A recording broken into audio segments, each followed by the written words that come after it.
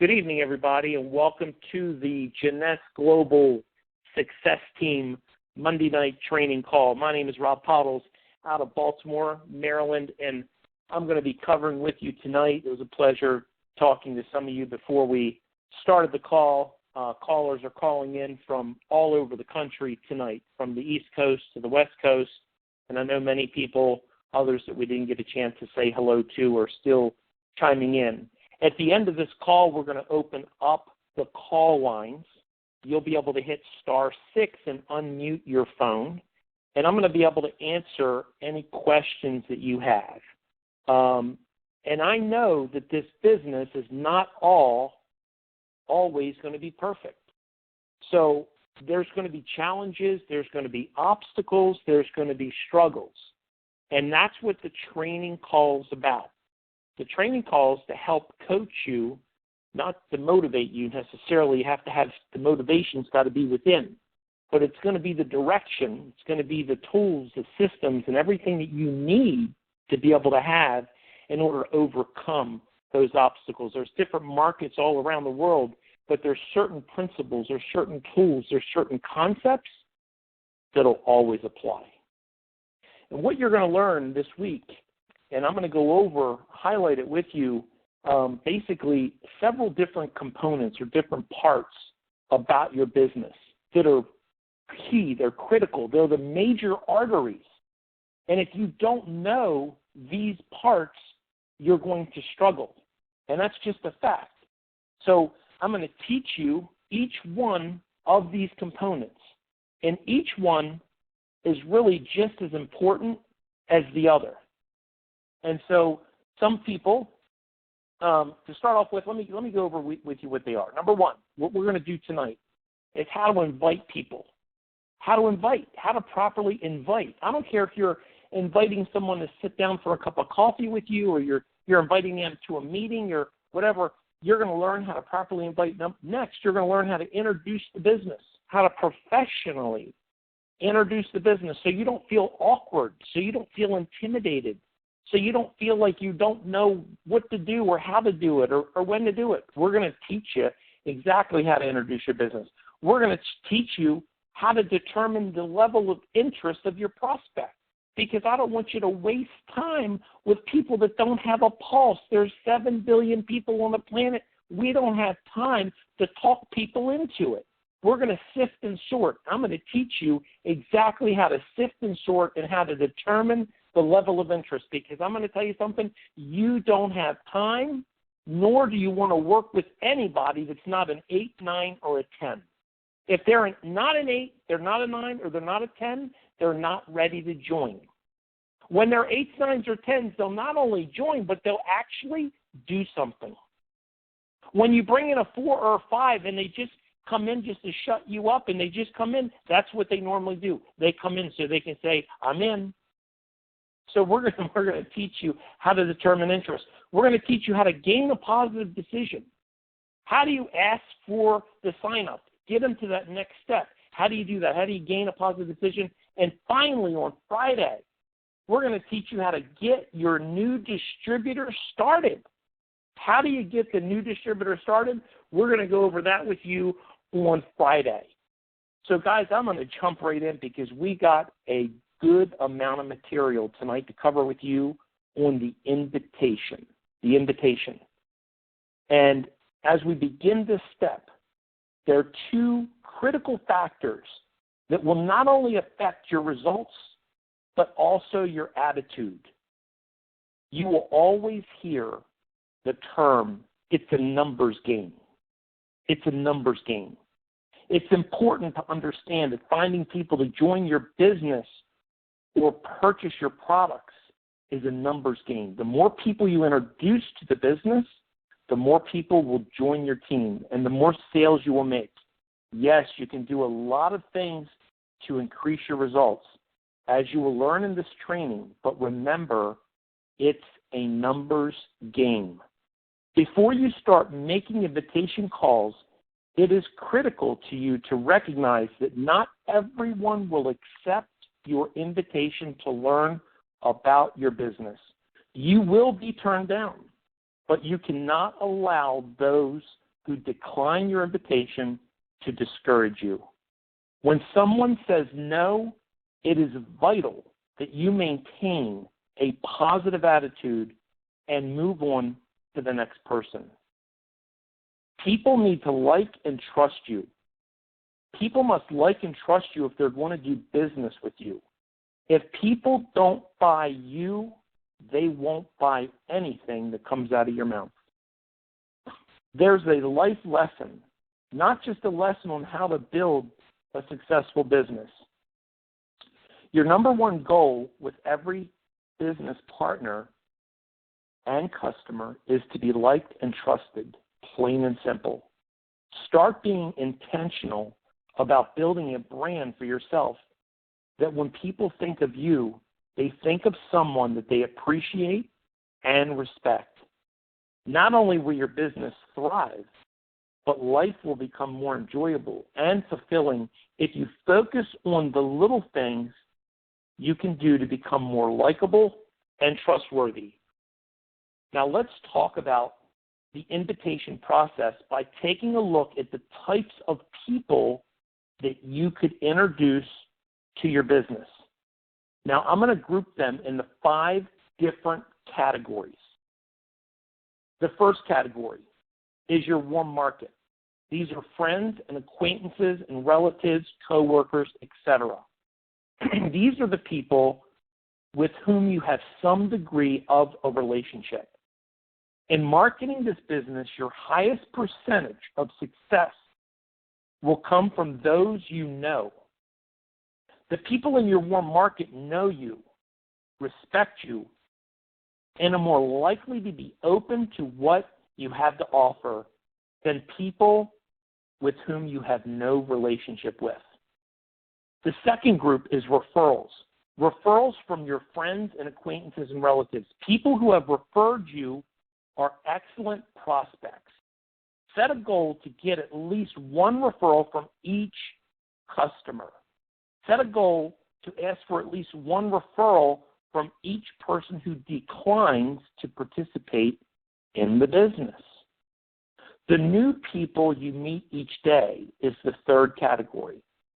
Each day you'll meet new people, either over the phone or in person.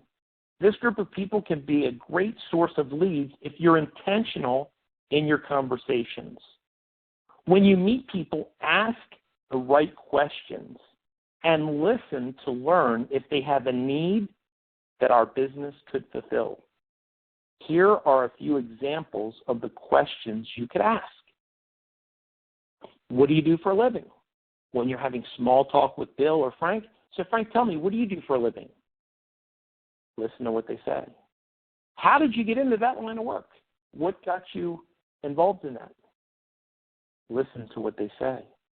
How is the economy affecting your business? Listen to what they say.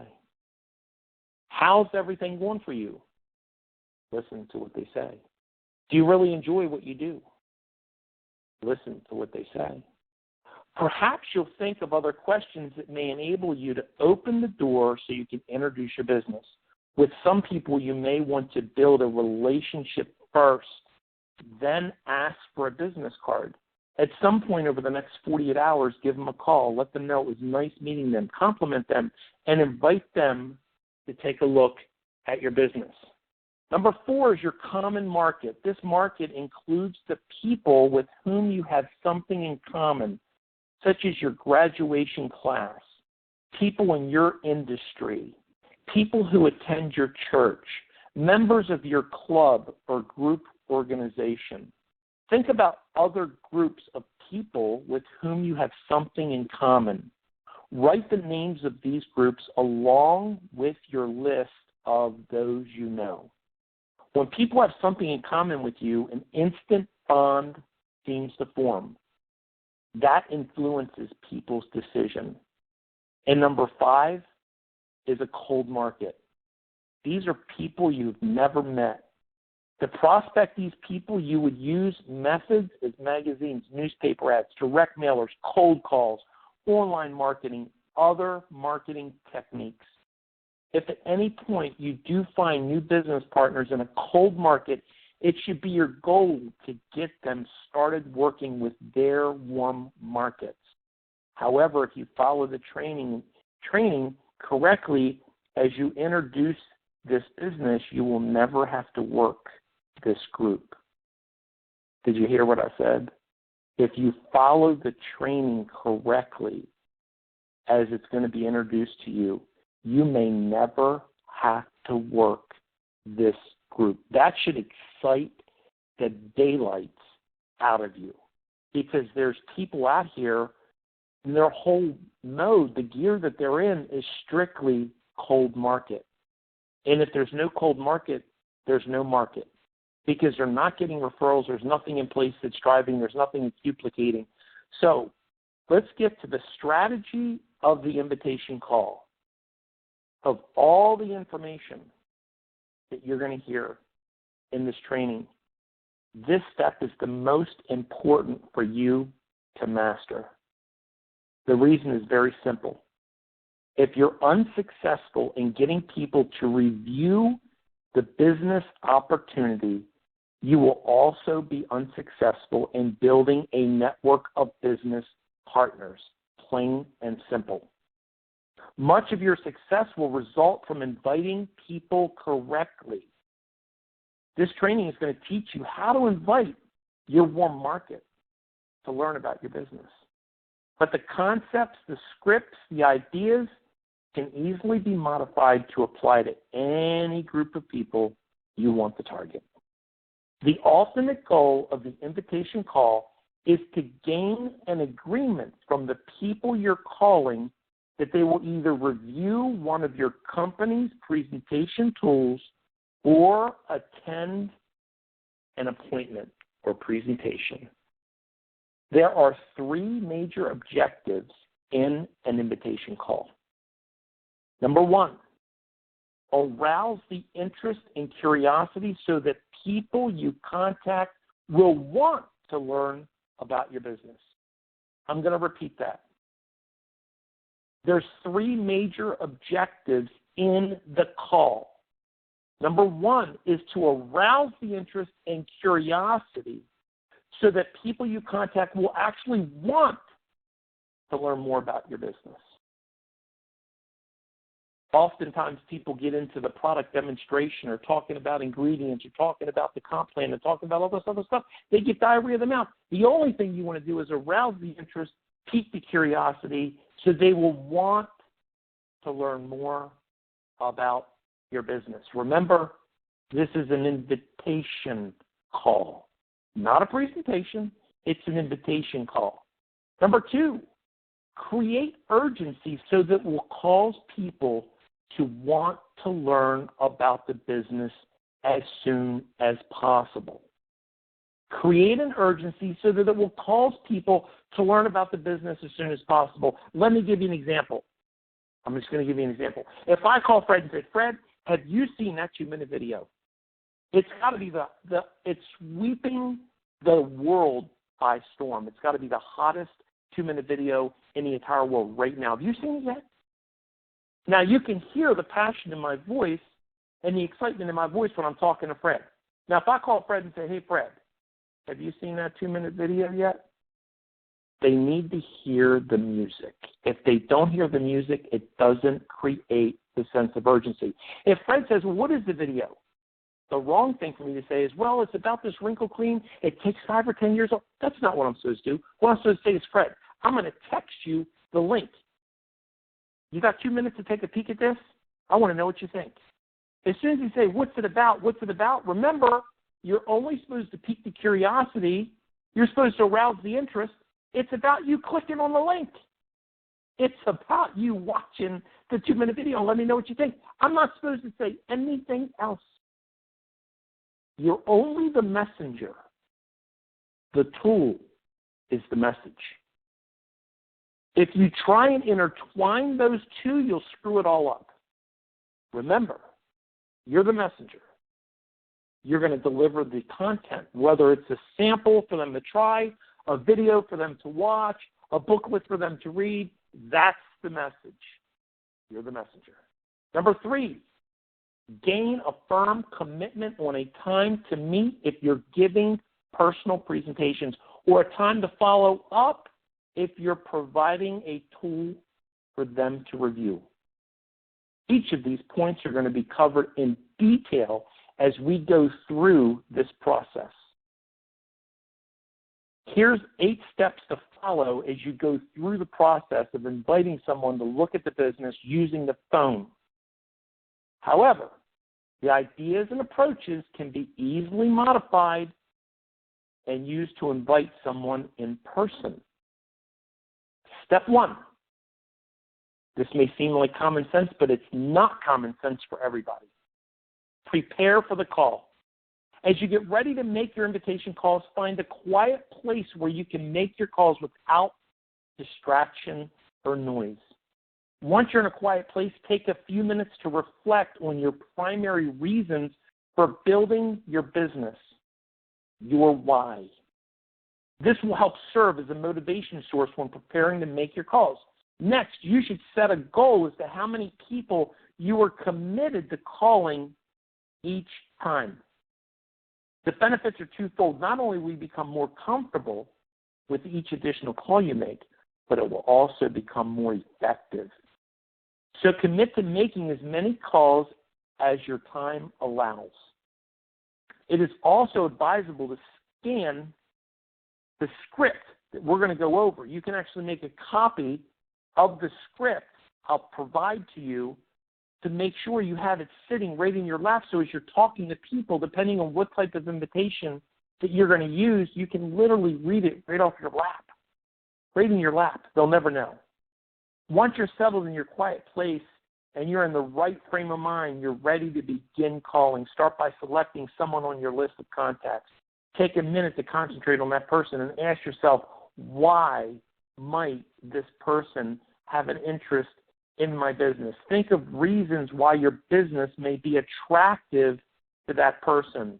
Also reflect on the reasons you would want to be in business with that person. Knowing this information will help you craft the most effective invitation. Step 2 is making the call. Always call with positive expectations. When you think things will turn out well, they generally do. For best results, keep your energy level high. Speak with confidence and controlled enthusiasm. If you're passionate about what you're doing, make sure you sound like it. If your voice sounds weak or shy, or you speak in a monotone voice, you can expect poor results. How you sound when making an invitation call is just as important as what you say. When you're ready, relax and make the call. When starting the conversation, always be personable and friendly. After a pleasant hello, determine if the person you're calling is busy, on another line, or doing something that would distract him or her from listening to you. You could ask, did I catch you at a bad time? Are you busy? Do you have a minute? Or whatever you feel comfortable asking to make this determination. If the person's busy, ask when would be a good time for me to call you back, and schedule a time to call back again. When appropriate, show a genuine interest in the person you're calling. One of the best ways to win friends and influence people is to show your interest in them. You could ask how they're doing. You could ask about their kids, to hobby, sport, whatever you feel would be appropriate based on your relationship. Remember, if people don't sense you care about them, they won't care what you have to offer. Always show a sincere interest in the person you're calling. This is essential, and it requires intentional effort. Number 4, compliment your prospect. Praising people is always positive and the right thing to do. People of all ages want to be complimented, to be appreciated, to be recognized for who they are and for what they've done. As you invite people to look at your business, you should find ways to give a genuine compliment. If you express admiration or respect for people while inviting them to look at your business, you'll have better results. It's a little thing that makes a big difference. When you compliment people, it makes them feel good and usually results in their being more open-minded. It also positively influences how they feel about you. If for no other reason, make someone's day by giving them a sincere compliment. Step 5, confidentially give your invitation. Based on your relationship with people you're about to call, think about the approach you believe will be most effective at getting them to take a look and review your business. The main objective with your invitation is to create interest. Be sure you come across natural and confident and never say anything that would be perceived as begging them to look at your business. Instead, be proud, be strong, and be confident. If they don't have an interest, it's perfectly okay. Just move on. As you invite someone to learn about your business, you want to be deliberate and controlled in your conversation. The less you say is better. If you're intentional in what you say, you will be highly successful in gaining positive agreements from people about your business. If, on the other hand, you talk too much because you either are not prepared or lack self-control, you will likely struggle and get a low percentage of people who will accept your invitation. Let's take a look at some of the different invitation scripts. As you read each one of these options, think about the ones you would feel most comfortable using. You might even draw a star in front of the ones you like. And I'm going to cover with you right now several invitation scripts because, believe it or not, one script is not going to work for everybody. And you're going to be able to have these scripts and you're going to determine which one is best suited for your potential prospect. Which one do you like best? And that's which one you're going to be able to use. So let me give you an example. This is called a discovery invitation. With the discovery invitation, you would seek to identify a need or a pain or a concern that you feel your business can help address. If you can first recognize a way that you can help people achieve something important to them, they will be much more inclined to take their time to learn more. Here are some examples of how you might do this. When talking to Bob, you could ask, Bob, how's the economy affecting your business? If what he does for a living is being negatively impacted by the economy, you could ask him to elaborate. Then when the time is right, would you be open to diversifying your income? If you're on the phone with a friend, you could ask, hey, George, how are things going with your job? If he mentions anything negative about his job, ask him to elaborate. As he tells you about his areas of concern, listen and consider an approach that will be most effective. After he finishes, you could say, let me ask you a question off the record. If there were a business you could start working part-time from your home that could later replace your full-time income, would it be of interest to you? Very soft, non-threatening question. If you're on the phone talking to a friend, you could ask, Tina, I'm curious, just between you and me, have you ever considered starting your own part-time business? If she says she has, ask her what she's considered. When appropriate, invite her to take a look. After asking your friend, who's a stay-home mom, some casual exploratory questions, you learn that the finances are kind of tight, et cetera, et cetera. When this happens, you could ask, Audrey, if there were a way that you could work from your home and make some extra money while the kids are at school, would that be of interest? If you're talking to your friend and you learn his wife is pregnant, you could ask Paul, if I showed you how to start your own profitable part-time business working from home so your wife could stay home with your baby, would that be of interest to you? When people say yes to any of these questions, proceed to invite them to meet with you if you're doing personal presentations, or invite them to review one of your tools and arrange a time to follow up. My favorite tool, many of you know, is JMobile. As I drip on them and send them the information and piques their curiosity, and you can be gauging their interest level because you know each time that they watch one of the videos, you get the alert. So identifying a person's need, pain, or concern first, and then offering your business as a solution is highly effective in the invitation strategy. This strategy is especially productive with people you meet in the course of a normal day. As you meet with new people each day, ask questions about their job. When they respond, listen carefully to what they say to see if you can identify a need, pain, or concern that your business could fulfill. The next invitation is going to be a direct invite. With the direct invitation, you invite someone to meet with you to review one of your tools without giving them any information.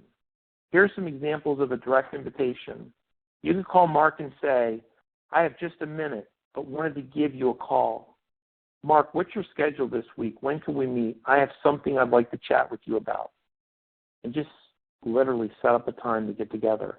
If you're talking to Mary, I have some information I'd like to kick around with you. When would you be available to get together this week to talk? Then there's the business invitation.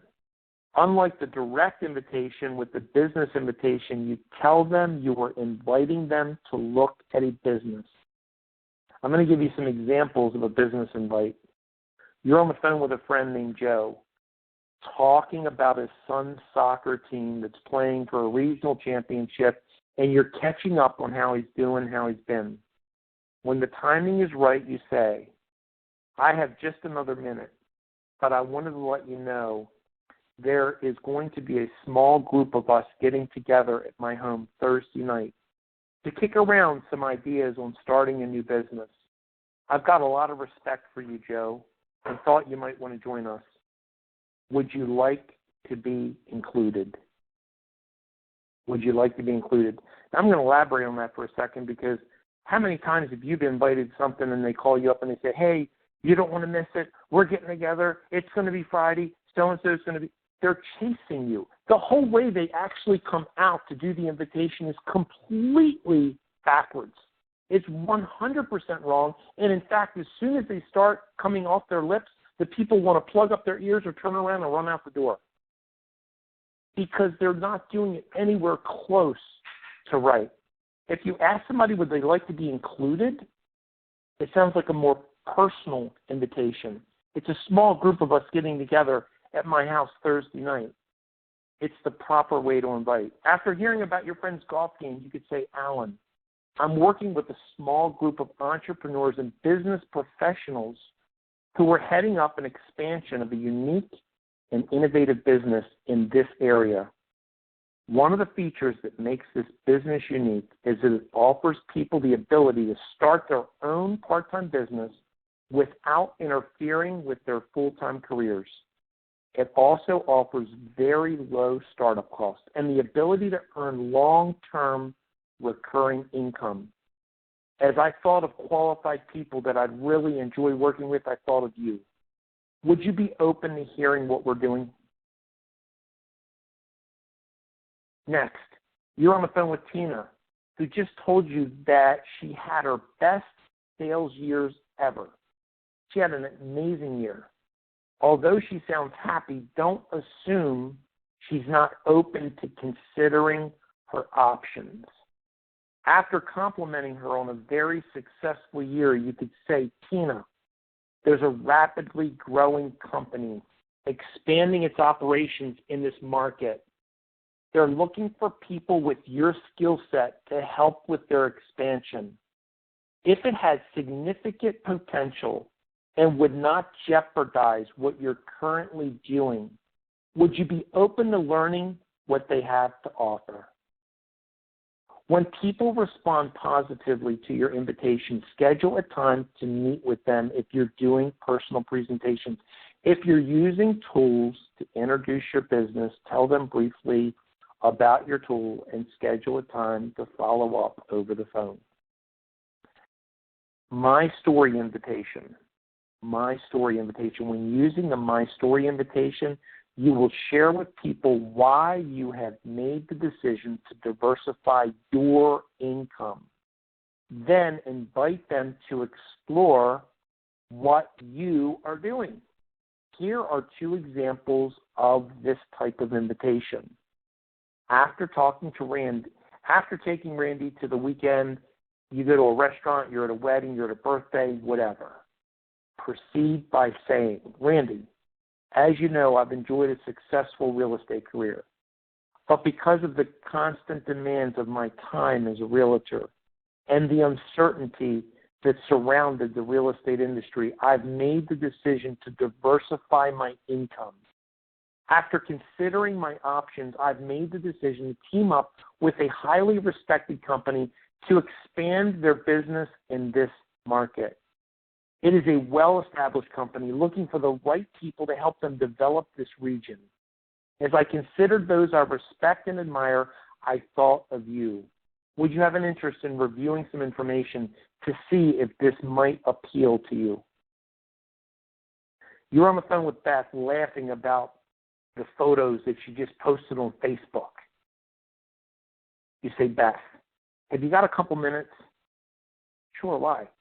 Well, with all the uncertainty in the economy and my career, I've made a decision to diversify my income. In looking at my options, I came across a really unique company that has some great potential in this area. They're relatively unknown in this area, and because this is an important market to them, they're looking for the right people to help with the expansion. I don't know if this would be of interest to you, but if it is, I would enjoy working with you to develop this area. Would you be open to learning what we are doing? When people express an interest in learning more with either these invitations, invite them to a personal presentation or request that they watch or see one of the tools that you're using to build your market. With the Could You Do Me a Favor invitation, you're essentially asking people to do you a favor by checking out your business, and a lot of people use this invitation. Let me give you a few examples. After talking with Joe about his investment business, you could say, Joe, I've recently started my own business working with a company that is seeing some remarkable growth. I've been impressed with what I've seen so far, but I'd be interested in getting your feedback. If I drop some information in the mail that provides an overview of what this company is doing, would you be willing to take the time to review it and let me know your thoughts? Modify that. If I shot you a text message with a short 2-minute video, would you take a look? If I sent you an email, however, whatever tool you're using, that would be a perfect pitch, perfect script for you. When talking to Alex, you could ask, Alex, could you do me a favor? I started my own part-time business, and I'm really excited about the potential. I know you have a great deal of experience in sales and marketing and business, and I'd like to ask if you would be willing to take a look at my business and give me some feedback and perhaps some advice. It doesn't look like you're coming at them to pitch them on your business. You just ask them if they would be willing to take a look and give you some feedback and perhaps some advice, because you respect their level of experience in sales, marketing, or business. After talking with Barb about her vacation, you could say, I've recently teamed up with a group of highly respected people who are leading the expansion of a rapidly growing company in this area.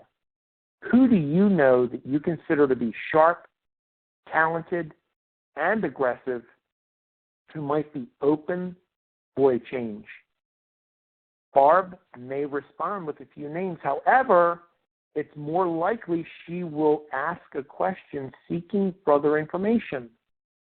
When she does, you would invite her to learn more about your business. A lot of times when you use that approach, the who do you know approach, people almost look right at you and say, what about me? Do you think I'm, chopped liver? What about me? and so you ask for a referral, but they want to be included. So it's a great way to introduce your business. A follow-up response. If someone seems hesitant after hearing one of your invitations, or if someone responds with a negative comment, these are the responses that you should give. Terry, I have the utmost respect for you. When I thought of people that I would like to be working with, I put your name on a short list. If you didn't have an interest in learning more, that's fine. I was just thinking of you. Then wait for the response. If he doesn't respond with a decision to learn more, thank him for his time and move on to your next call. Remember, not everybody is going to be interested, and that's okay, because all we're doing is sifting and sorting. Mark, all I wanted to accomplish in this brief phone conversation was to see if you might be open to diversifying your income or doing something else. If this is not the right time for you, it's perfectly okay. Your name came to mind, and I thought if it were the right time in your life, I'd really enjoy working with you. These takeaway responses not only work, but they also feel good to use. You feel professional. You don't feel awkward. You just feel good when you know what to say, and you say it genuine. You're not fake and phony about your invite. Inviting using voicemail. When you call people, you need to be prepared to hear their voicemail. When you hear a recorded message, you have two options. The first is to hang up and try again later. The second is to leave a short message. Leaving a short message is recommended. People who have caller ID will know you called. Here's an example of the type of message you could leave for someone. Tim, I hope you had a great weekend. When you have a chance, give me a call on my cell. I have something I want to discuss with you. My number is 555-1234. I look forward to the conversation. Take care. Just a short, blind message. Remember, don't get into the details. Just pique the curiosity. Oh, I got to call Rob back. I wonder what he wanted. That's all you wanted your message to do, was to trigger a callback. When Tim returns your call, if you're not in a quiet location where you can focus on your vacation, answer the phone and tell him you're busy, but that you want to talk to him. And then schedule a firm time to call him back. Inviting through email or social media. I know some people that just sit in front of the computer thinking Facebook is going to build their business. The only time ever considering using email or social media in the invitation process is to send a personalized direct message to schedule an appointment to talk by phone or to meet in person. That's it. The only time to ever consider using email or social media in the invitation process is to send a personalized direct message to schedule an appointment to talk by phone or meet in person. That's it. Mass invitations sent to everyone you know, whether it be email or the post office or social media, are very ineffective and generally do not work. And then people get frustrated and say, well, I invited 20. I don't know why no one showed up yet. Because there was nothing personal about it. They feel like they were thrown into a group and spammed. Make sure you take that note. Very helpful. Here's an example using an email to schedule a time to talk over the phone. Hey, Emily, I hope you had a great weekend. I'd like to talk with you for 5 minutes sometime in the next couple days. Would you be available to talk tomorrow evening between 6 and 8 or Wednesday afternoon between 2 and 5? Please confirm the number you want me to use. Thanks, Sue. The advantage of this invitation is that you'll be more productive with your time because you'll be calling people at a time when they're expecting your call. I'm going to give you an example of using Facebook to schedule an appointment to get together with someone. Hi, Peggy. I have something I want to discuss with you. Could I buy you a cup of coffee or drink sometime this week? Very simple, very short. Hi, Peggy. I have something I want to discuss with you. Could I buy you a cup of coffee or drink sometime this week? When she responds, you would confirm a time and location and meet. As you begin inviting people, make sure you're strategic with your invitations. Yes, your close friends may be willing to look at your business, even if you say and do all the wrong things. However, even that has a downside because you will have just taught them the wrong way to invite, and that will have an impact on the duplication. Later, when they join your team and duplicate your invite, the results will suffer because it wasn't done right. Create your personalized invitation script. Now that you have read a variety of invitations, you need to create a script you will use when you call people. It's been proven that those who use a script or outline of what they want to say will enjoy the best results. Using a well-prepared script allows you to clearly articulate what you want to say when inviting people to look at your business. These scripts also help you stay focused on what you want to say and prevent you from saying too much. You can use one of the scripts that I'm going to post for you. I'll get it up on Facebook or a PDF that you can download, or you can create a script that you would feel more comfortable using by selecting parts from the previous invitations. When creating your script, make certain it sounds natural and that you can read it smoothly and with feeling and emotion. Don't forget to create curiosity and interest, and be careful not to say too much. Remember, the invitation script is strictly for the invitation. When you get to the appointment, you're going to present the business. Totally different thing. You should ask one or more of your upline business partners to share with you the invitations that have worked best for them. If they found something that's working for them, but it conflicts with this training, you should always follow their example. Once you've finished your script or outline of talking points, practice reading it. You could role play with your spouse or record it and listen to your invitation. Step 6, prepare for questions. If you're successful in arousing interest and curiosity, it is likely that you will be asked questions because your prospects will be interested.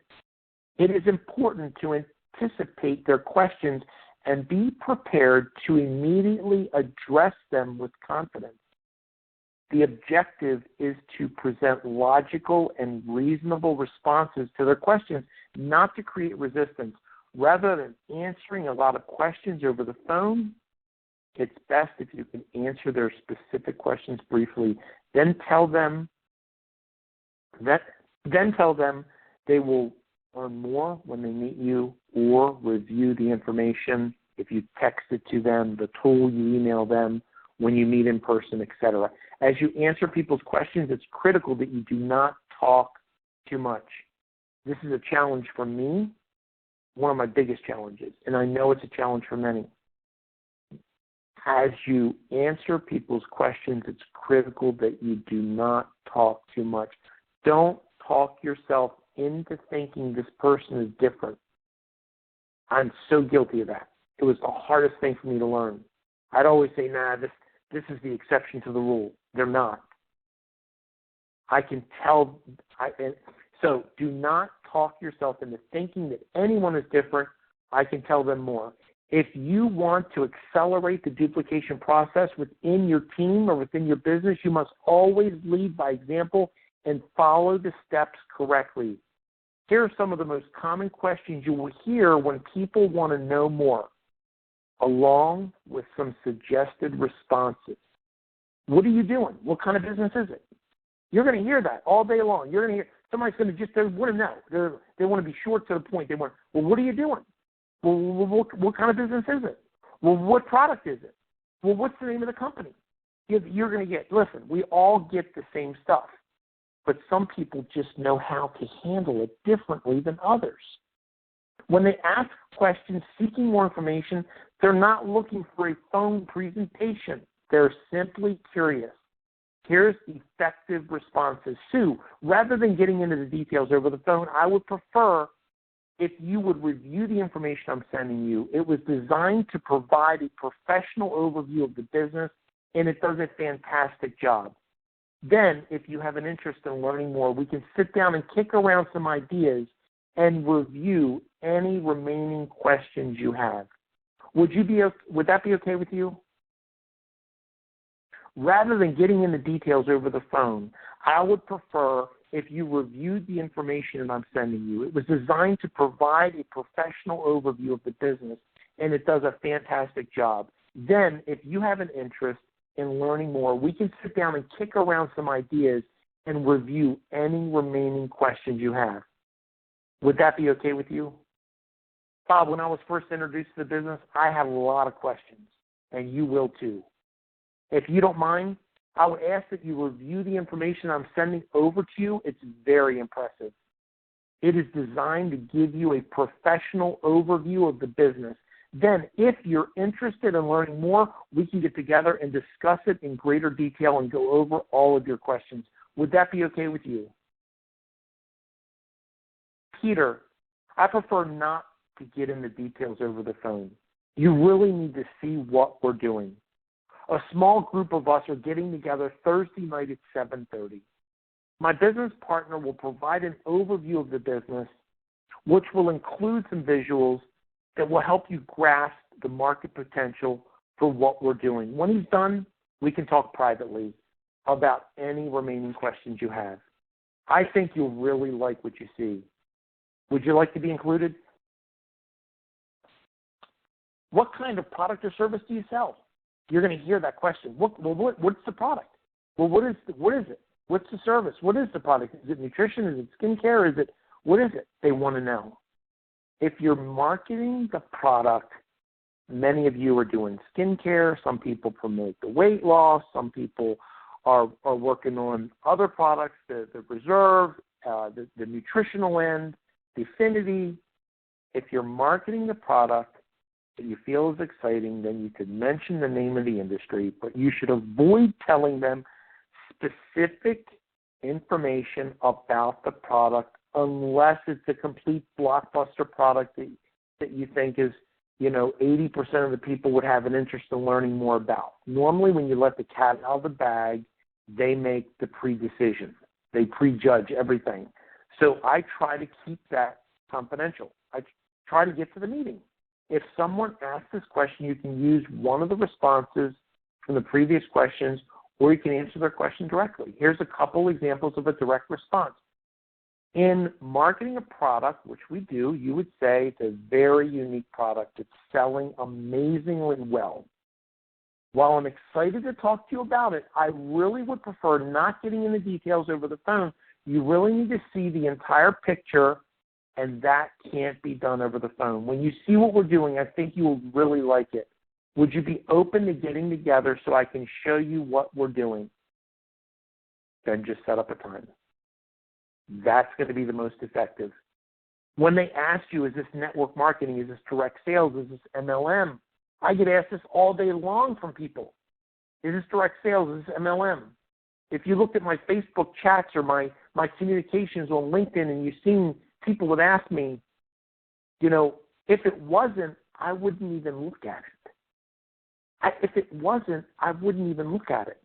Some people think I'm on corporate. I had a call last week. Wes Benson's going to be on the phone with him, but knows all the details out of Japan. The guy's an executive with another company, an executive in another company, and actually called me up on the phone and said, "Are you an executive with the company, or are you in the field?" No, I'm in the field. I like to march to the beat of my own drum. So it's you're always going to get asked those questions. Are you in the field? Is this network marketing? Is this direct sales? Is this MLM? No matter how well you invite, you will always get this question from time to time. If you hear it frequently, You want to modify your invitation so it doesn't sound like you're inviting them to look at a network marketing business. And normally the people that present wrong immediately identify that it's network marketing because they vomit all over the prospect.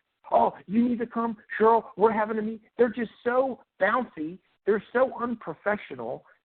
It's so ridiculous that it turns people off and makes them sick. And they can smell it a mile away that it's network marketing. It turns them off. It's because of the way it's done.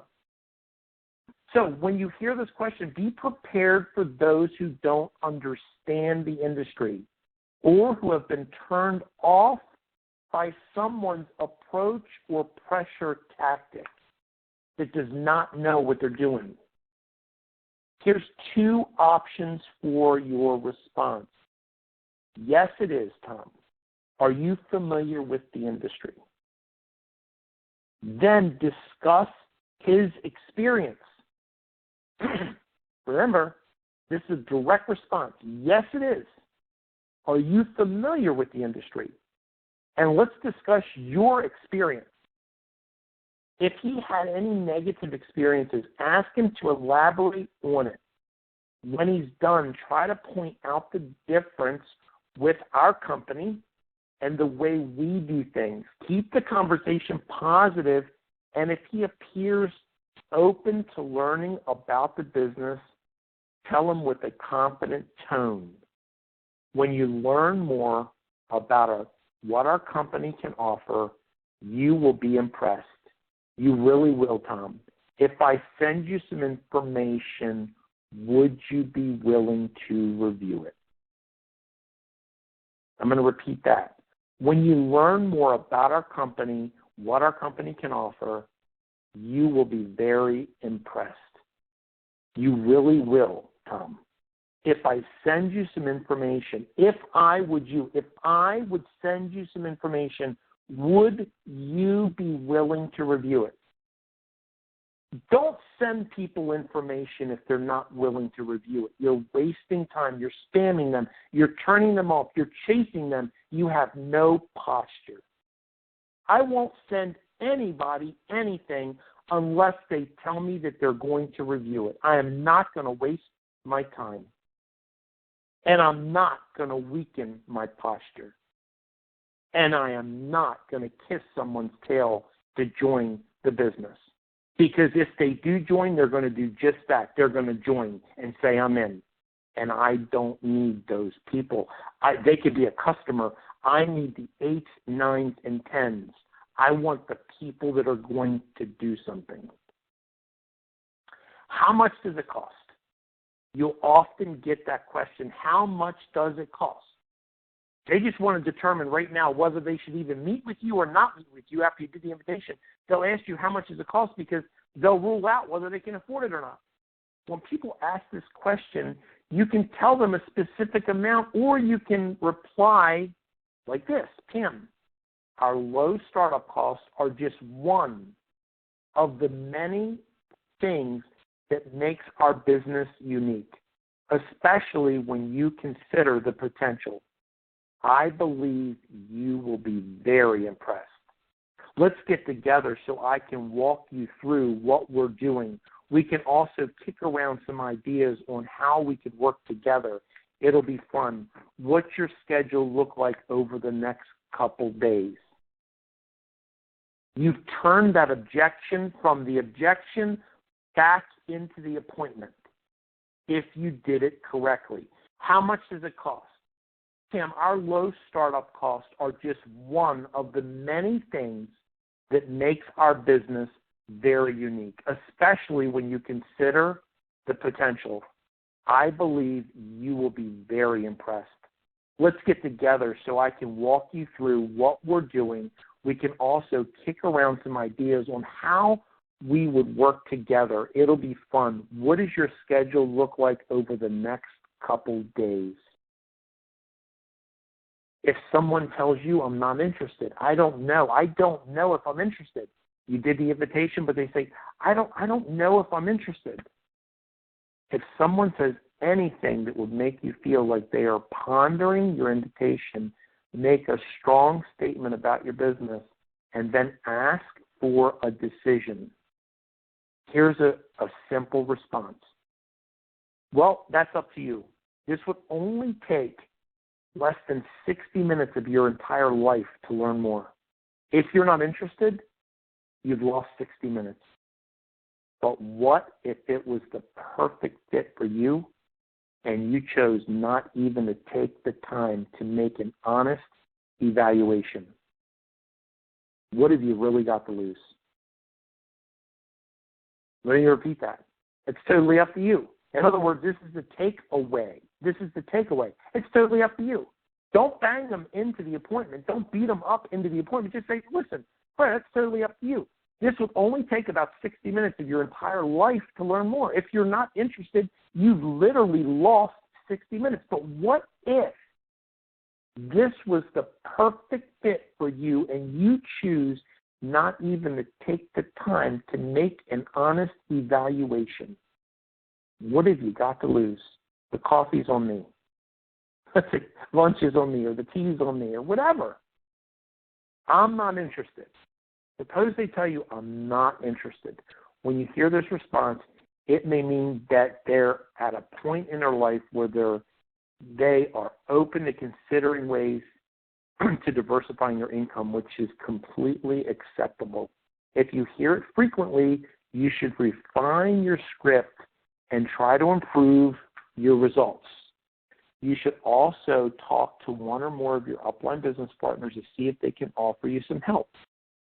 When people tell you they aren't interested, thank them for the consideration and ask permission to stay in touch with them from time to time. It's appropriate. You could also try this response. George, would you be willing to do me a favor? He says, what's that? If I sent you an email, if I texted you a message that provides an overview of our business, would you be willing to take a peek, 2 minutes, and let me know if you have an interest in what we're doing? Hang on 1 second, guys. I want to make sure that I still have a connection here. Close. Oh, thank you, Sherry. Thank you, Sherry Denny. With this response, he may agree to listen or watch the tool, watch the video in the convenience of his home or the convenience of him watching TV on his couch. When he does, it may cause him to have an interest. I have someone on the phone tonight to give you an example. It's Bill out of New York, and I won't use Bill's last name, and the company he's with is regardless. I'm not going to use that either. He called me this morning to invite me to take a look at his business. By the end of that phone call, he asked me to send him information about what we're doing. Throughout the course of the day, Bill listened to the J-Mobile videos. I was alerted each time, and then I sent them a second video, and then I sent them a third video, and then I sent them a fourth video, and then I sent them a sixth and a seventh video. And when we talked tonight, when Bill called me tonight, I was able to laugh casually and say, Bill, when somebody watches your videos 6, 7, 8, 9 times, it's not a question of if they're interested. It's just a question of what are they interested in? Are they interested in being a customer on the product? Are they interested in the business, or a little bit of both? And he's on the training call tonight, and he's likely going to be meeting Wes when Wes goes to Tennessee, and he's going to be joining the business this week. This is how it works. This is how it works. Again, I'm only the messenger. I gave him the message. He watched the tools. That's the magic. If you don't use those tools, if you don't use the scripts, if you don't have the positive posture, all this stuff, it's like making a cake. There's a certain recipe. You have to cook it for a certain amount of time. The oven has to reach a certain temperature. It requires certain ingredients. If you change or alter any of that, your cake does not turn out. It's not the same. You cannot deviate from the program. You can't deviate from the way to do this the right way. Step 7, get a firm commitment for an appointment. When people agree to learn about your business, you need to get a firm commitment from them, either to meet or talk again. Firm means definite, exact, for sure. Not maybe or perhaps, not I'll try, not if I can. When you're using tools, get a firm commitment for an exact time when you will follow up to discuss what they've learned. If you're meeting for a presentation, personal presentation, secure a firm commitment for a time and place where you're going to meet. There's 4 reasons to schedule firm appointments. Number 1, it shows you take your business seriously, which in turn builds your personal brand. It shows that you take your business seriously, which will build your personal brand. Number 2, it allows you to spend your time productively. Number 3, it serves the deadline when prospects need to have reviewed your tool. Number 4, it assures prospects that you will be calling them, so they will be expecting your call. When you set up times to meet or talk again, remember you always want to create a sense of urgency. If I send someone information and I send them the secret of Jeunesse, the 14-minute overview, or if I send them the compensation plan, I send it to them, but I already know when we're going to talk again. I say, if I send you this 14-minute overview, when will you have 14 minutes to take a look? This afternoon or this evening? Oh, this evening, great. Because I want to follow back up with you, Phil, when the information is fresh in your head. Would that be better for me to call you tonight between 8 and 9 or between 9 and 10? I'm deliberate, and I have a scheduled time where I know I'm going to call him back, and he knows he's expecting the call. Oftentimes, people will send out the information, and I'll talk to them and say, well, did you send the information? Yeah, Rob, I sent it to him. Well, did he watch it? Well, and I have people that don't even check their J-Mobile account, don't even have it set up to give them an alert. Or they sent them an email to YouTube, and they don't even know if they watched it yet. And I say, well, are you supposed to call them back? Are they calling you back? Well, I don't know. I don't want to pressure them. I don't want you to chase them either. But my God, you better have a system down to know who's supposed to call who. And he's probably not going to knock your door down. Be deliberate. Be professional. People that are professional in business operate by appointments. My schedule is very, very busy. I take calls from many, many people. So you're going to schedule an appointment with me. We're going to have an appointment. Wes Benson needs an appointment. Many of you guys on the phone, you're leaders. You're going to run a large organization. Set it in stone right now that it's going to run based on availability, based on appointments. When are you supposed to call them back? And put it on your calendar. That's your appointment. That's your follow-up. Value of 2 words. How soon? The best 2 words to use in building a sense of urgency are how soon. How soon are you available to meet? How soon can you review the information that I'm sending you? When you ask people how soon they can do something, they will generally get the earliest possible time. Setting up a follow-up time by phone. When people agree to review one of your tools, simply ask, Tim, how soon would you be able to review it? If he says he will be able to review it tonight, try to schedule a time to talk tonight after he reviews the tool. The reason you want to set up the time immediately after he's reviewed the tool is because that when his interest level would be peaked. You want to follow up when they're hot. With every passing moment, from the time he finishes reviewing the tool to the time you talk again, the interest level will only decline. Make sure you remember that. You don't send somebody a video now and follow up with them on Thursday. When are people excited about their brand new car? When the tires are all dressed and everything smells good? Or after they got French fries on the floorboard, brake dust on the tires, and a 70-month coupon booklet sitting on the refrigerator? They're excited when the car's brand new. We have to take action. You have to pique their interest, and you have to follow up when they're hot. Not follow up days later. Therefore, you should always want to talk to them ASAP. The reason his interest will decline is that he will begin to think about all of the other things going on in his life. And as he does, he will slowly forget the important parts of your opportunity, of your business, including any positive emotions he felt after he reviewed the business, after he watched the video. If Tim responds to this question and says, could he review the tool tonight after dinner, then you would say, would it be okay if I call you tonight to discuss further while it's fresh on your mind?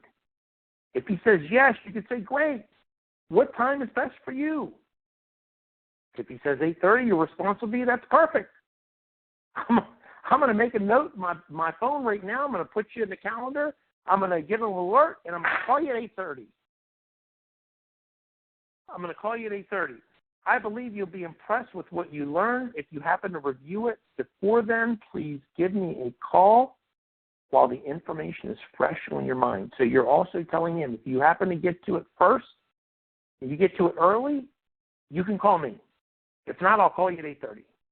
When scheduling time to talk with people from different time zones, make sure you know this, because if you're not building right now out of your time zone, you sure soon will be.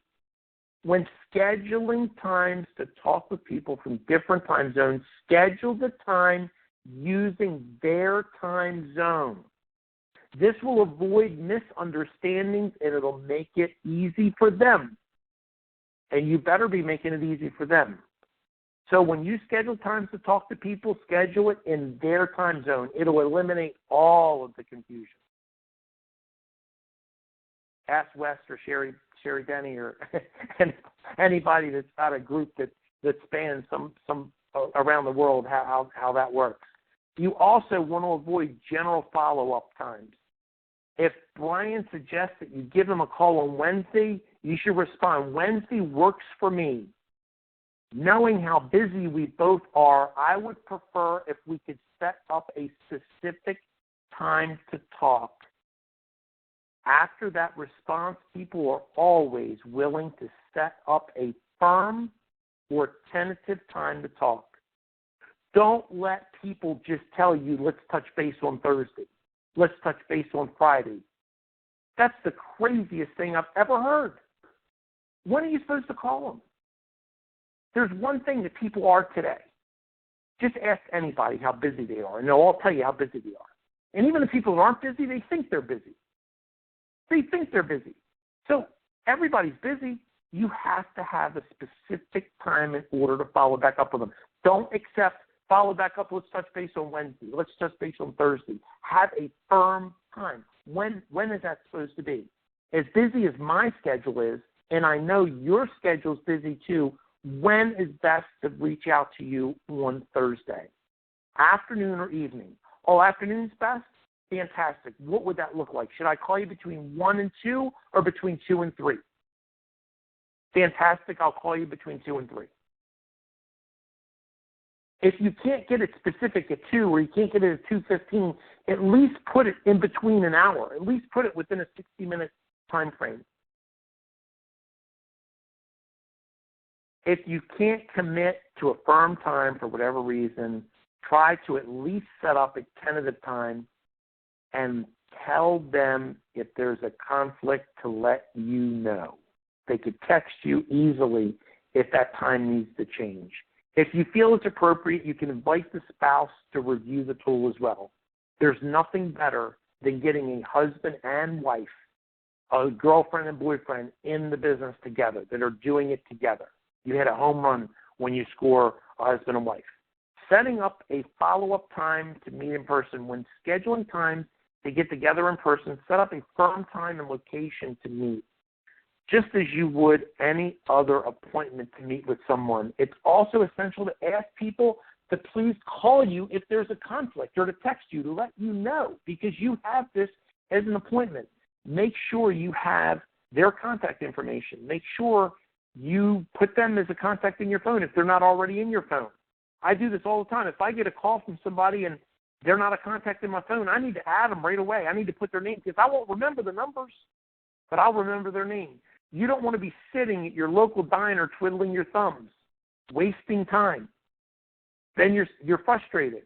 If the appointment is more than 2 days away, confirm the appointment the day before the appointment. Don't schedule an appointment a week away. People don't know what they're doing next week. You try and schedule the appointment always within 48 hours. Remember, it goes back to what we talked about, the sense of urgency. When following up, don't say you're calling to confirm an appointment where they might get turned off because they feel that you don't trust them. Instead, just say, I just wanted to call you and let you know that I'll be looking forward to seeing you tomorrow at noon at Denny's. Boom. Just send them a text. I just wanted to let you know that I'm looking forward to seeing you tomorrow for lunch at Denny's. That's a confirmation. You're sending them a text. Because how often do people try to back out of an appointment? If they want to back out of it, they'll back out of it. So you're trying to tighten up that appointment. If you feel it's appropriate, you can invite their spouse to come along. If it's a spouse that they're a single mom and they have their kid with them, invite them. Don't make them feel awkward. Like, hey, you can bring your daughter with you. You're going to bring your son with you. Because that could be the objection as to why they can't make it. By the time they get off work, by the time they get to the babysitter, by the time they take the kid up from school, they don't have time. Eliminate that. And then get off the phone. After you have a firm commitment, you want to gracefully end the conversation as soon as possible. If you continue with small talk after you have a commitment, your prospect will likely ask questions about the business. The best way to end a conversation is by saying something positive, like I'm really excited about what the business can offer, and I think you're going to be impressed. I look forward to seeing you Wednesday morning at 10 o'clock at Starbucks or at 6 o'clock at Denny's. I'm looking forward to talking to you again tomorrow night at 9 o'clock. You have to get off the phone. Remember, we're talking about the invitation. You do not want to sit there and turn it into a presentation over the phone. The hardest thing that I had to learn. The hardest thing.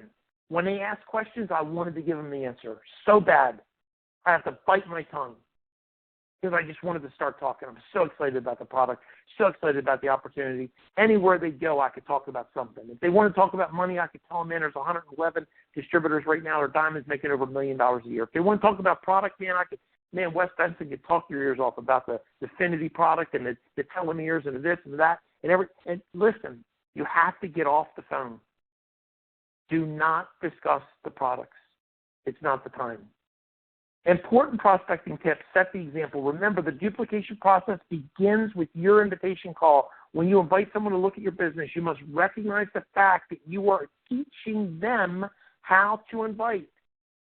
Now they are not thinking, I'm being taught how to invite, but they will become your partners and they will reflect back on what you said when you invited them, and they will duplicate your example, good or bad. Remember when you were in school, in elementary school? There's a thing called monkey see, monkey do. This is a perfect example of monkey see, monkey do. Perfect. People will do what you do, not what you say. They will do what you do. I don't care if they're 20 years old, 50 years old. It doesn't matter. They'll do what you do, not what you say. So when you do it wrong, they'll do it wrong. If you get real good at being bad, they'll get real good at being bad. It's just the way it works. Avoid telling people that it's network marketing when inviting. Most people have never been presented with a network marketing opportunity, despite the fact that some people think everybody has seen a network marketing opportunity. No, not everybody has. Therefore, they may be reluctant to learn about your business. Evaluate your performance. After every call, evaluate what you said. Ask yourself how you did. Grade yourself honestly in the mirror on a 1 to 10. Where are you at? And as you strive for excellence in your invitation process, you want to continue to refine and improve your approach. When someone declines your information, stop and reflect on the conversation and see how you can improve it. If you get 3 no's in a row, stop making the calls. If you get 3 no's in a row, stop making the calls. And you need to go over the script again or call for upline support. But when you listen to or you read your scripts again, be ready, take notes at the top of your paper, write, what am I not doing? Then write down and go off your script again. This is a great way to troubleshoot your business. Be professional. Treat people with respect and courtesy. Be a good listener and considerate of other options. Respond. Do not react. Take your responsibilities seriously. Be punctual and dependable. Brand yourself as a person of integrity.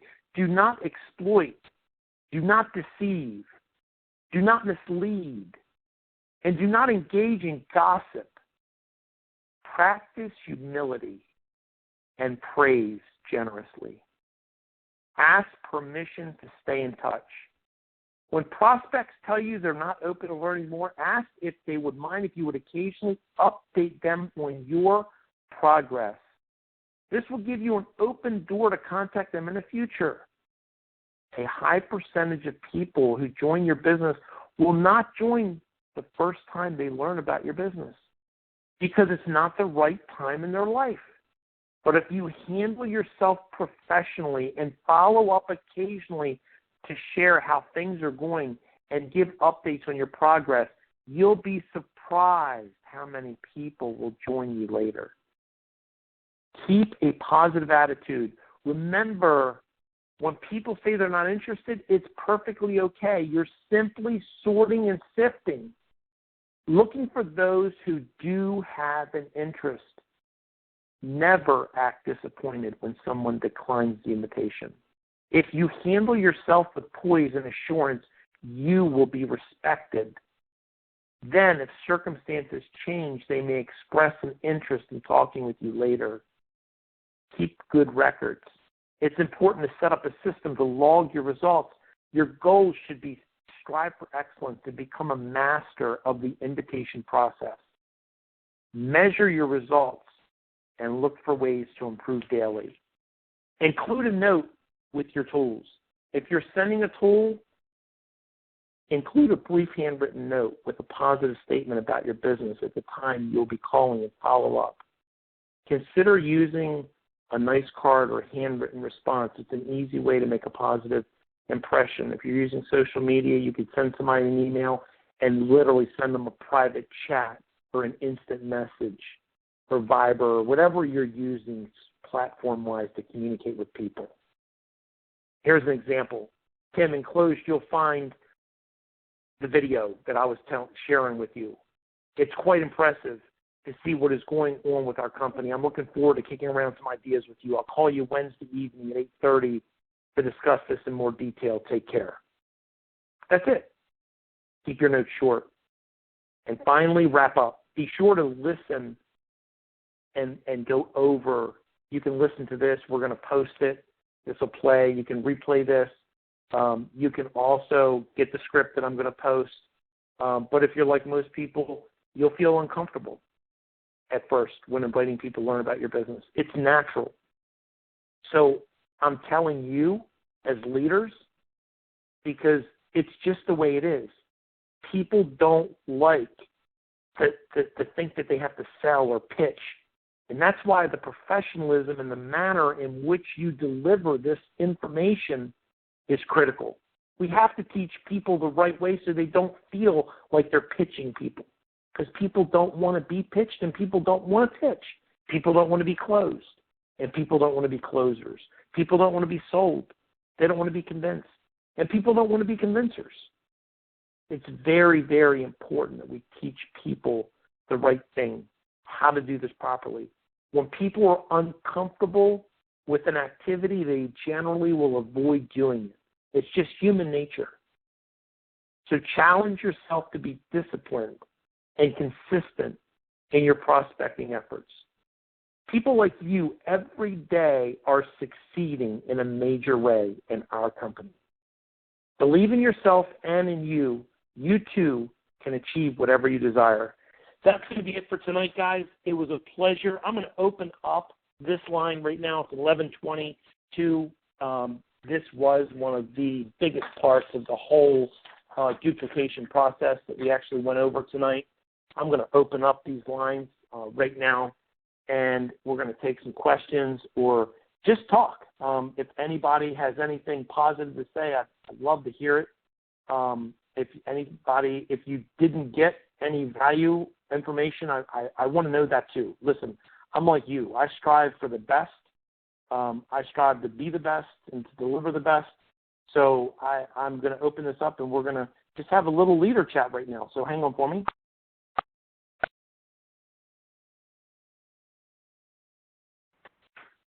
All right, guys. The lines are open. I think somebody say something.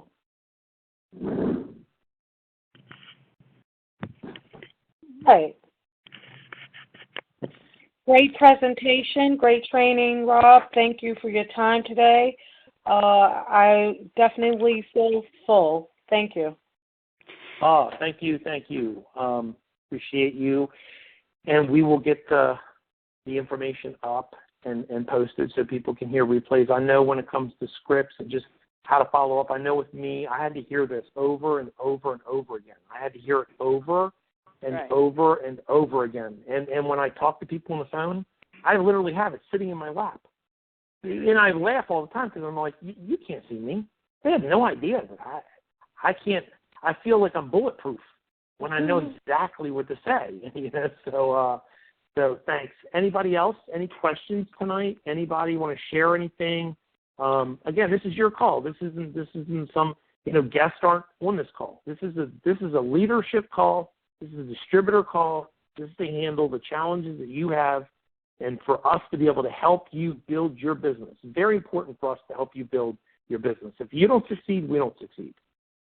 Well, Rob, this is Sharon, and I thought that was just such an excellent presentation. I once took an 8-hour trip just so I could listen to a training that was similar to this and listen to it and memorize it over and over again. And I wish my team will access. I will get my team to access this and listen to it, because to hear it verbally, to hear the tone of your voice, to hear what the difference is between just kind of saying something and really just having the clarity, the professionalism, and knowing who they're being will make all the difference in the world. So that's an excellent training. I look forward to the rest of the week. Awesome. I look forward to it too. And you're absolutely right. I always try to teach people that people hear the music before they hear the message. Yes. They hear the music, and they hear the music. They're like, man, Sharon's really excited about something. I don't know what she's excited about, but I need to watch that, or I need to meet up with her because something's going on. So it's really important for us to have that posture. It's really important for us to have that. And unfortunately, we can deliver them the content of what to say, but we can only lead the horse to the trough. We can't make them have that passion. We can't turn on that switch. That's something that's internal that they have to do. They have to, and you just have to do it. If you want to really go and be really successful, and you really want this to go in the direction it's supposed to go, then you have to be able to step up to the plate. You have to be able to turn that switch on. You have to be in that zone. You have to have that passion, and people have to hear your music. Have to. Because if you just humdrum it, that's what you're going to get, humdrum results. I get it. The other thing about that is to help people to really get in touch with their why and their belief is going to help them with delivering with that passion. If they just get the script, they just say, I don't know what to say. If I get underneath that to why are they doing it, what's their belief, that's more important, because the script doesn't matter if the belief is there. Absolutely. I totally agree. That the why is what drives it all. The why is when I have conversations with people. In my house last week, I had a guy sitting at my dining room table, and the why brought him to tears at my dining room table in my house. Brought him to tears. He's in his 50s, talking about his family and talking about his why. And I said, it's okay. It's It's because that's his why. That's the hot spot. That's so important. You're spot on. Thank you. Thank you. Anybody else? Who else do we got out there tonight? Feedback, questions, we're open. Good or bad or ugly, I'll take them all. You can throw a dagger at me. I won't die. It's okay. Rob, this is Yes. Sherry. Hi, Sherry Denny. Can you hear me? Hey. I can hear you. I forgot to unmute myself there, and I'm talking away. Hey, the sun's still up here in Alaska, and it's freezing cold. I've been in this industry going on 20, 21 years now, and even seasoned veterans in this industry, every time I hear something like this, let's put it 10 years ago, I'd go, I've heard it all. You know what, tonight, you were spot on. I mean, I couldn't help but text you, and we were right in the middle of dinner, and we're listening to this. I got you on speakerphone while we're having dinner, and I just had to text you because you were so spot on about, being bold and making sure that when you contact somebody that they know your posture. And as you know, that happened to me today. So absolutely. I was like, you couldn't have been more spot on about that. But still, just, this many years in the industry, you still pick up little bits and pieces. So I'm really thankful I'm grateful, oh my goodness, to have you as my sponsor and to be able to have the leadership that we do. I mean, everybody that's on this line already knows that the leadership that we have here.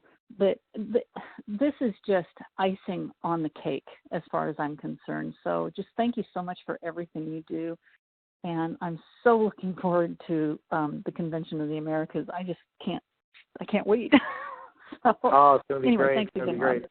Yeah. Thank you for everything all you do. Those tidbits and pieces. Yeah. All those tidbits. I mean, if people can get this out to their team, they need to listen to this again. I don't care if they've been in the industry for 5 seconds or 5 years or 50 years. This was a good one, Rob. Thank you. Yeah, it's really important that, when you're building your team, each one of us, I always teach people, when you start in business, here's how you start. This is a fact. I started with 3 people, me, myself, and I. Okay, all 3 of us roll up the sleeves and we go to work. There is no downline. There's no downline. There's no matching check. There's no nothing. If it's meant to be, it's going to be up to me. So each one of us as leaders are going to go out there and build our organization. That's what we're going to do. And we're going to try and surround ourselves with people just like us. So when you have something like this, like tonight's call, we're an hour and a half into this. I respect each and every one of your times. There's so many things you could be doing right now. To choose to take the time out to be on this call, to listen to me, or to get this information shows your level of commitment in your business. And each one of you have a different why. But I guarantee you there's someone that you're working with right now that needs this information as bad as you do, as bad as I do. They need to know they have a track to run on. They need to know that there's systems in place, that there's tools in place, that if they follow a system that they'll be able to build a business. Not, well, maybe we might do it, or I hope to do it, or if I'm lucky. That's no. If you will follow the system, you will become successful. If you go make your own cake, if your oven don't heat up to the right temperature, if you're in a hurry, you can't keep it in there long enough, if you're 2 eggs short, if you adjust any of those things, you probably won't make the cake. They have to understand that. And we have to be that passionate about it that we believe it ourselves. I know I believe it. I know that many people out here are just throwing this against the wall. And they just try to see what sticks. And that's fine. You can sign them up this week and they'll be out next week. You can sign. I don't want them in. I don't want to see a green light in my tree. I want their heart. When they're in, I want them in. I want them connected. I want them ready to go. I want them ready to build. I don't just want them in. Now, customers different. They can come in whenever they want to just consume. But the builders, the distributors, I want them ready to do something. Not every time you call them, they're never ready. They're too busy. They're this or that. Do your takeaway. Hey, Tom, you may be too busy for this. You better convince me on why I'm going to work with you, pal, because you need me a whole lot better than I need you. That's just a positive attitude. That needs to be your posture. That needs to be your posture. That needs to be your attitude. You better have that framed up in your head that they need you a whole heck of a lot better than you need them. You have to have that mindset. You have to. They will be attracted to that a whole lot better than you chase them saying, oh, Bill, you better lock your spot. You better get in. This train's going to leave without you. You're going to regret this. This is going to be the worst decision. They don't want to hear that bullshit. Everybody chases them with that. I love it. That's not what they want to hear. And there's so many people, the blind leading the blind. There's so many people doing the wrong thing. And where did I say we live in? We live in a monkey see, monkey do world. So one monkey sees one monkey do it, and the other monkey does it. Before you know it, you got everybody real good at being real bad. And unfortunately, a lot of this industry, that's what it consists of. I didn't make it that way, but that's just the way it is. So you can learn to go pro and be professional and know exactly how to do it, or you can just do it by the fly of your pants and do it all wrong and just turn off people and have them running away from you as soon as you're walking in a room. Because believe me, you'll either attract them or you'll have them run off. And if you do it right, you'll attract a whole lot more than you have run off. And I hope I didn't run off at my mouth too much with you guys. Anybody else got any questions? That's Bill Hamper here. I'm still here. Bill, how are you, buddy? Hey, everybody. I haven't been on a training call this long in a long time, but I'm still here, and it's 11:35 where I'm at. Oh, my goodness. That says a lot, Bill. And I just met Bill today. Bill's who I referenced Bill earlier in the call. He called me this morning. He's a fellow networker, a brother in the business for 25 years. He's out of Tennessee, and he called me. And the long story short is, here he is. You know, he's not only interested in the business. When I spoke to him, he's not only watched the videos, he actually went himself and dug up our compensation plan and literally dove into the comp plan, and then called me tonight, and I invited him if he wanted to get some tools on how to build a business, he could jump on tonight's call, and there he is an hour and a half later on the call. Congratulations, Bill, and thank you for joining us, and we look forward to working with you. Oh, it's a great Bill, call. It really was. It was super, and you tell the truth like it is, and more people should do that. So that's keeping it professional like that is the key. I really like it. Awesome, buddy. Awesome. Who else? Anybody else? Hey, Rob, this is Julie Brandt from Seattle. And hey, Julie. Hi, I haven't had the pleasure of meeting you yet, but I'm so looking forward to having that opportunity in the near future. And I won't take much time, but I just kind of, in a sense, wanted to reiterate that, you know, it was an awesome training call. And I've been in the industry for a day or two, and I just kind of refer to what you did as, well, I call it the 3 R's. I always have kind of shared with people that, you know, we recruit, we retain, and then we all need retraining. And you did such an excellent job of that tonight. And just a quick analogy I'm going to utilize is that it's Monday Night Football night, and I just want to say, you know, the Hawks did win, by the way. But, you know, hey, maybe I didn't get to watch the game, but I know for a fact next year, if I so desire, I will be able to go to the Super Bowl. I'll be able to afford those tickets. So the difference of being on the call or watching the game, for me, that's what it was. It was just priceless information. So thank you very much. Awesome. I appreciate that. I really do. And you're right. We all sacrifice. You know, we all have to pay the price. And And that's the difference, paying the price and just stepping up to the plate. And again, see, Julie, we live in a monkey see, monkey do world, and people that see you and your organization knowing that that call is important enough for you to be on, they're going to be on that call. Next time, they're going to be on the call because they're going to say, if Julie was on the call, I'm going to get on the call. Absolutely. It's better than you being at the game trying to tell them, hey, you need to get on the call. But they know, meanwhile, on Facebook, they see you sitting at the game. See, that's the difference of monkey see, monkey do. People do what you do, not what you say, not what we say. They do what we do. It's so critical to lead by the example, to be the example, to lead by the example. Thank you, Sherry. Thank you, Julie. Anybody else? Any questions anybody have? I do.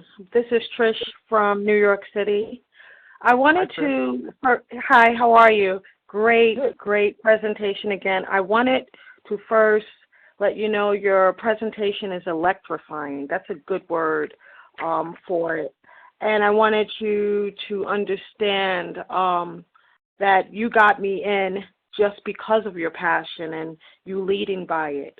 But my question to you, and it may be a challenging one because we've been talking a lot about monkey see, monkey do, how do you keep your team's momentum up with that electrifying energy because it is transformed and we are human and those no's can kind of minimize the excitement periodically. But how do you offer re-zapping your team to become more motivated, inspired to hearing those yeses? Because that is the reality of this business.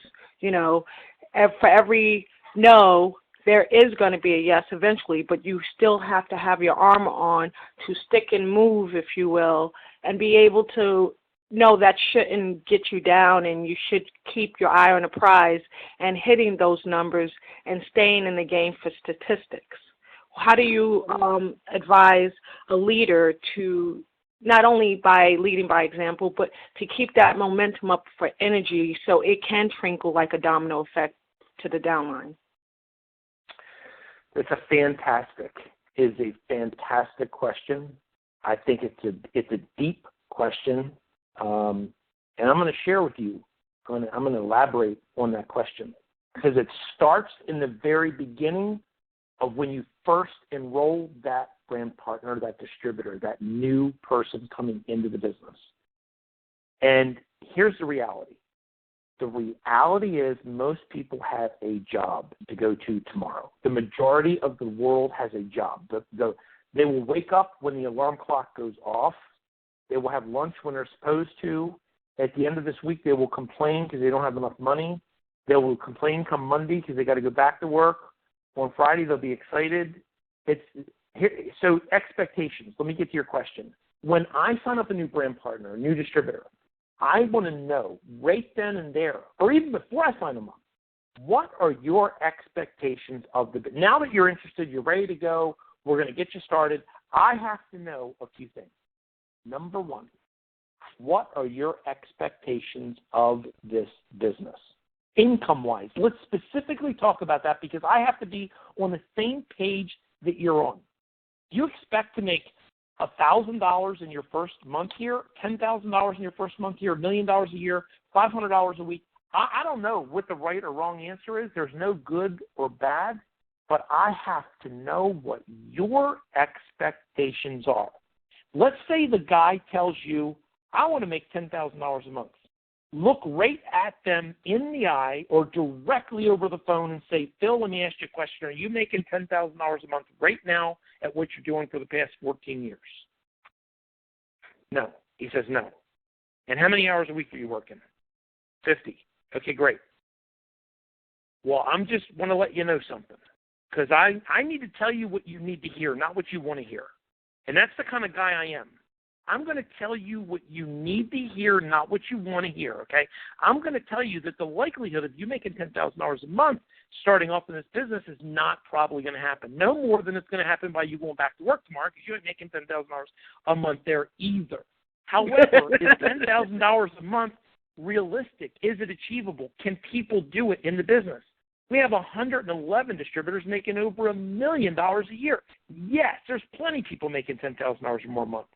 But I have to know, what are the amount of hours that you're willing to put into this venture to get you to $10,000 a month? See, that's the real question. So, see, I turned the thing around, and now I want to say, how many hours do you have, Bill, per week that you're willing to roll up your sleeves and work together with me, helping you to build that $10,000 a month income?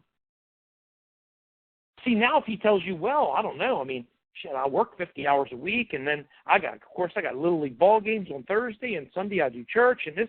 Now you're going to hear the diarrhea of the mouth of how busy he is, and now he's going to carve out probably 5 or 6 hours a week for you, and now you're going to have to come up with, okay, he wants $10,000 a month, he's only got 6 hours a week. Where is reality here? Where are the expectations? So I need to bring this guy down to planet Earth where we live, and I need to get him into the reality of what to expect based on what he's willing to put in. So I have to align expectations up front in the very beginning so they're not delusional 3 weeks into it, 6 weeks into it, where they're hearing no's or they haven't made any money or they only made $180. Meanwhile, they only had one appointment, or I looked at their J-Mobile or whatever, and they've only sat down with 3 people and one joined. Well, that ain't so bad. If you literally had 4 appointments and one person joined, I think that's fantastic. But he's all beat up because he's thinking he only made $150 or $200. I don't know. So we have to answer your question is, we have to get people mind right in the very beginning as far as expectations. What do they want to earn?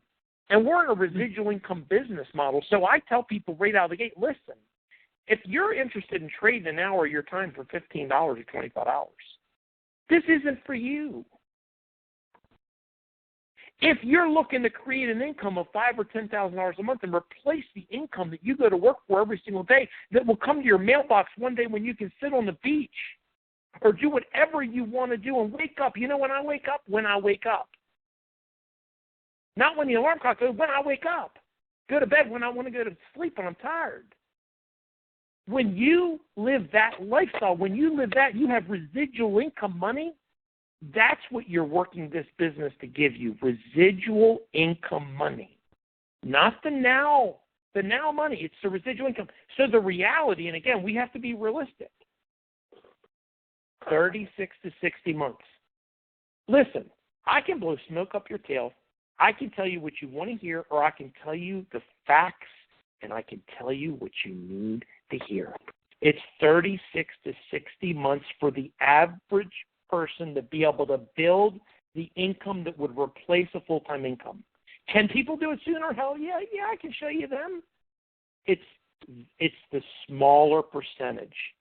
It's not the average person. The average person, the ordinary person, needs 3 to 5 years, 36 to 60 months. That's what it takes. And I know for some people that's liable to blow them out of the water. Liable to say, oh, I don't have 36, 60 months. I'll tell you what.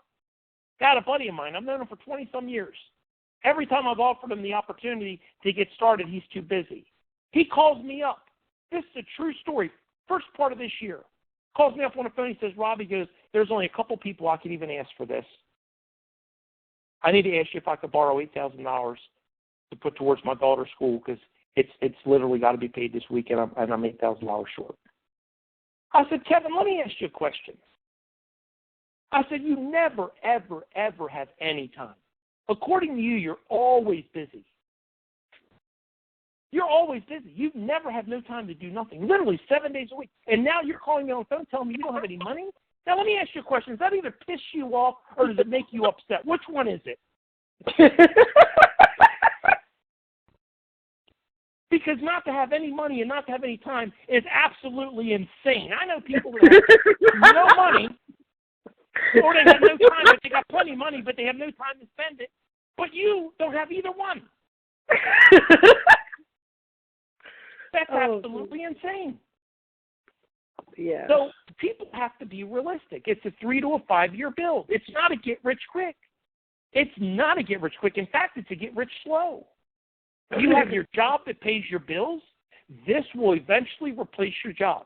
Let's be realistic. Let's say you want to be an accountant. Let's say you want to be a nurse. Let's say you want to be a plumber. Let's just say you want to be an engineer. Let's just say you want to be a scientist. I don't care what you want to be. If you want to be any one of those things, you will go to school for years and years. Then you start off out of school, broke up your eyeballs in student debt, and normally at the entry level of building a business, at the entry level. If you're a lawyer, you're getting taken advantage of by a firm because you're at that first year in. You're working all kind of crazy. If you're a nurse, no matter what you do, you're at the entry level gate. You're just starting. That's where you are. 36 to 60 months. People that have a job working a steel mill, they work 30, 40 years to get what? 40% less of their income to go out on a retirement. So to build a residual income, which is what you ultimately want, you're going to work 30 plus years in a steel mill or in a retail store or wherever else. 30 years. But yet you're going to sit here and tell me 36 to 60 months is too long? You might need to reassess where you are with your plan. And I hate to, listen, we have to educate people. We need to wake people up sometimes and let them know the plan that they're on. The plan that they're on, you're going to be working every single month for how many more years until you get your residual check? I can show you a plan in the next 36 to 60 months that can totally replace your income. Will you make money in the meantime? Of course you will. You can make $1,000 this week. You can make $1,000 this month. Is that good? I don't know. I'm not the person to tell you if that's good or that's bad. All I know is it's $1,000 extra that you didn't have last month. True? Very. So I manage expectations. I have people that just, they're reality. If somebody tells me that they're down in the dumps, how do I energize them? I try and plug them into an event. Either you need the event or the event needed you. Sherry Denny just said, I can't wait to get to Florida. Let me tell you something. The only people that you will see in Florida, are one or two people. The people that are either already making a sizable income or the other half of the crowd that are on the way there. The people that are not there are not building anything. I don't care what company it is. That's a fact. They have to go to the events. You have to go. And it's not the event. It's not the hoopla and the hoorah. It's not that. You know when I get my best mileage? When I'm eating some chicken wings, drinking a Coca-Cola, talking to two brand new people that just joined my team, and they're sitting across the table from a Diamond or from somebody else from Singapore or what else, and the two girls are sitting there chatting with each other, and they get more out of that than they do anything else of the whole event. But you won't get that if you don't get them there. Listen, I'll have people tell me all day long, but I don't have $1,000. I don't have the $1,200 to be an ambassador pack. You know what? BS. You know why it's BS? I'm going to ask you a question. Let's be honest. Right now, I got a brand new S500 Mercedes-Benz Black 2016 with your name on the title. Never been driven before. It's brand new. If you can show up here tomorrow with $1,500, and I won't take 50s or 20s, it has to be all $100 bills, that car is yours. You think that guy would get the money? He don't need a Mercedes, but he wants it. He wants it so bad that he'll figure out how to get it. And he'll figure out how to get it tomorrow. Now, I don't know how he's going to get it, but he will get it tomorrow because he wants it bad enough. When people want to get this business bad enough, they will figure it out. They need you to coach, but they will figure it out. Many people will give excuses, but you will make one of two things. You will either make excuses or you will make money, but you will not make both. That's just a fact. Well, I guess you answered my question. Anybody else? Thanks, Trish. Awesome question. Thank you for joining. Looking forward to working with you. Looking forward to putting New York on fire. Here's a girl right here one call that told me right out of the gate her desire in 2016 was to create $60,000 a month.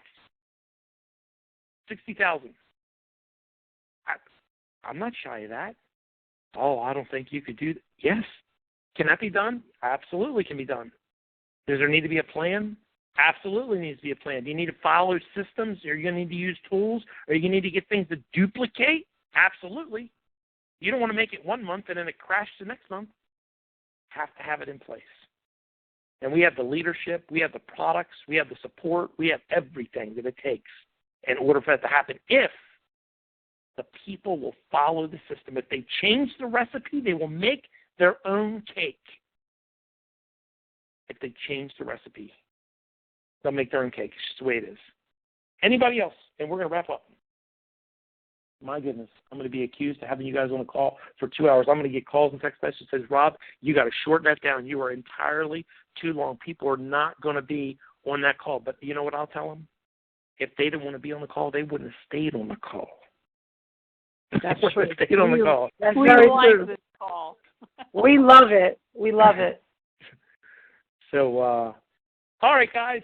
Tomorrow will be, let me tell you what tomorrow will be. Tomorrow will be how to introduce the business. Once you did the invitation, tomorrow I will teach you exactly how to introduce the business step by step. I will dot the I's for you. I will cross the T's for you. I will fill in the blanks. I will answer your questions, and I will tell you exactly what you need to do when it comes to presenting the business so you can do it professionally, so you can do it with your head up, so you can do it with a bounce in your step, and you can feel confident, and there will be a wall around you just of confidence, and people are attracted to it, and they're going to want to know how to do it. They're going to want you to teach them.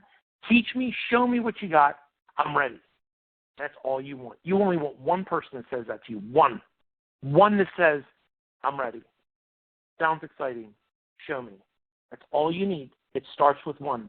And then that one will get one. And that one will get one. And that one will get one. Everybody worries about these big armies of people. Well, I need 100 people. Well, I need 1,000. Well, guess what? If you can't get one on your left side and one on your right side, you'll probably never need to worry about 100 or 200. Because one will bring in one. Two will bring in, two.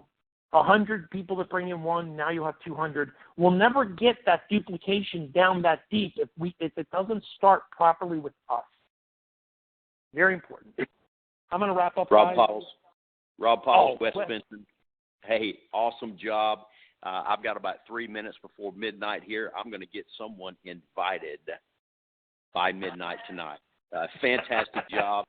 You're just absolutely incredible. We needed this, and I appreciate all the team members listening in tonight, and fantastic job. We'll see you tomorrow night, same time, same channel. I'm looking forward to it. It sounds good, Wes. Take care, buddy. Take care, everybody. Okay, We'll see you tomorrow night. Good night. Thanks, Rob. Bye-bye.